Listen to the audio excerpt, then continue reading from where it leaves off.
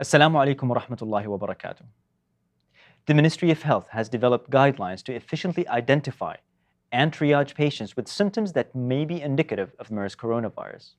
Visual triage should be implemented by a physician or experienced nurse to quickly identify all patients with acute respiratory illnesses. Once recognized, patients with respiratory symptoms should be placed in a separate area for assessment. This area must be separate from other patients, visitors, and unprotected hospital staff. Stations for hand washing and putting on masks must be made available at the earliest possible time after the patient arrives at the healthcare facility. Initial history taking will make known patients who are prioritized for isolation and personal protective equipment. Let's imagine that a patient, Mr. Ahmed, has arrived at East Arafat Hospital in Mecca.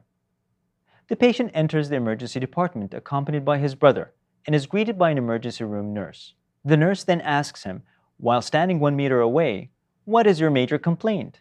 If he says that is simple cough and sore throat, he should be given a mask and asked to perform hand hygiene. Then he'll be directed to the clinic where a triage for MERS coronavirus will be carried out. If his symptoms are serious, such as respiratory distress with cough, he is kept in the emergency department in the respiratory illness emergency room area. The patient receives further assessment by a nurse wearing personal protective equipment. If Mr. Ahmed is then found to have a temperature of greater than 38 degrees Celsius, he will be admitted as a suspected MERS coronavirus case only after making sure that he fits the criteria. At this time, the physician will notify the MERS coronavirus team through the hotline 937. If the patient had been identified in the community through a primary health center, the same principle of triage would apply.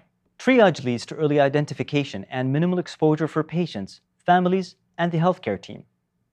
As a physician or healthcare provider, you are the community's first line of defense and your patient's best advocate for quickly identifying, isolating, and treating people with suspected MERS coronavirus.